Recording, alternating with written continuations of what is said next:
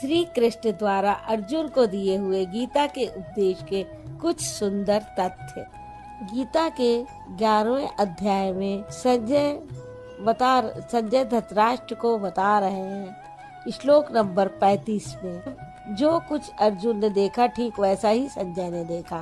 अज्ञान से आच्छादित मन ही अंधा धृतराष्ट्र है, लेकिन ऐसा मन भी संयम के माध्यम से भली प्रकार देखता, सुनता और समझता है।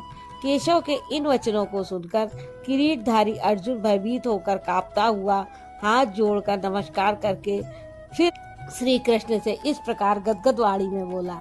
श्लोक नंबर 36 में अर्जुन कहता है, हे ऋषिकेश, ये उचित ही है कि आपकी कीर्ति से संसार हर्षित होता है और अनुराग को प्राप्त होता है। आपकी ही महिमा से भयभीत हुए राक्षस दिशाओं में भागते हैं और सब सिद्धगणों के समुदाय आपकी महिमा को देखकर नमस्कार करते हैं। श्लोक नंबर 37 में कहता है, हे महात्मन, ब्रह्मा के भी आदिकर्ता और सबसे बड़े आपके लिए ये सब कैसे नमस्कार ना करें, क्योंकि हे अनंत, हे देवेश, हे जगत निवास, सत असत और उनसे भी परे अक्षर अर्थात अक्षय स्वरूप आप ही हैं। अर्जुन ने अक्षय स्वरूप का प्रत्यक्ष दर्शन किया था। केवल बौद्धिक स्तर पर कल्पना करने या मान लेने मात्र से कोई ऐसी स्थिति नहीं मिलती जो अक्षय हो।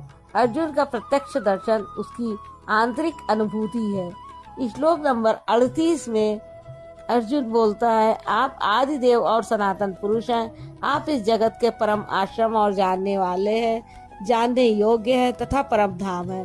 हे अनंत स्वरूप, आपसे यह संपूर्ण जगत व्याप्त है, आप सर्वत्र हैं। आप ही श्लोक नंबर 39 में कहता है, आप ही वायु, यमराज, अग्नि, वरुण, चंद्रमा तथा प्रजा के स्वामी ब्रह्मा और ब्रह्मा के भी पिता है।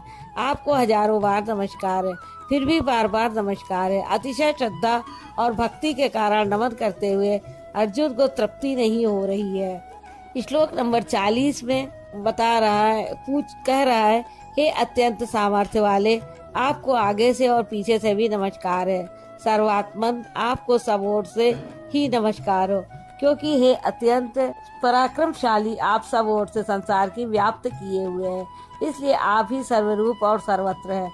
इस प्रकार बारंबार नमस्कार करके भयभीत अर्जुन अपनी भूलों के लिए क्षमा याचना करता है। श्लोक नंबर 41 में कह रहा है, आपके इस प्रभाव को ना जानते हुए आपको सखा मित्र मानकर मेरे द्वारा प्रेम अथवा प्रसाद से भी हे कृष्ण, हे यादव, हे सखे, इस प्रकार जो कुछ भी हठपूर्वक कहा गया है। हे अच्युत, जो आप हंसी के लिए विहार, शैया, आसन और भोजन आदिकों में अकेले अथवा उन लोगों के सामने भी अपमानित किए गए हैं, वह सब अपराध अचिंत्य प्रभाव वाले आपसे मैं क्षमा कराता हूँ। श्लोक नंबर 43 में कहता है, आप इस चराचर जगत के पिता, गुरु से भी बड़े गुरु और अति पूजनीय हैं, जिसकी कोई प्रतिभा नहीं। ऐसे अप्रतिम प्रभाव वाले आपके समान तीनों लोकों में दूसरा कोई नहीं है, फिर अधिक कैसे होगा। आप सखा भी नहीं, सखा हो तो समकक्ष होता है। श्लोक नंबर 44 में अर्जुन कहता है, श्री कृष्ण से कहता है, आप चराचर के पिता हैं,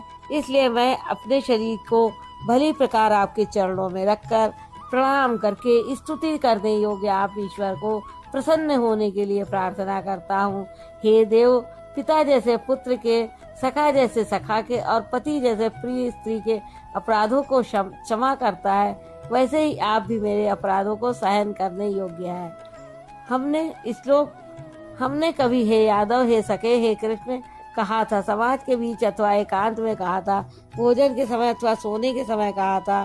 कृष्ण कहना अपराध नहीं था, यादव कहना भी अपराध नहीं था, क्योंकि यदु कुल में तो जन्म हुआ है। सखा कहना भी अपराध नहीं था, क्योंकि स्वयं श्री कृष्ण भी अपने को अर्जुन का सखा मानते थे। जब कृष्ण कहना अपराध ही है, एक बार कृष्ण कहने के लिए अर्जुन अनंत बार गिड़गिड़ा कर क्षमा याचना कर रहा है। वस्तुतः चिंतन का जैसा विधान स्वयं योगेश्वर श्री कृष्ण ने बताया है, वैसा ही आप करें। अर्जुन, ओम बस इतना ही अक्षर ब्रह्मा का परिचायक है, इसका तुम जप करो और ध्यान मेरा धरो, क्योंकि उस परम भाव में प्रवेश मिल जाने के पश्चात उन महापुरुष का भी वही नाम है जो उस अव्यक्त का परिचायक है।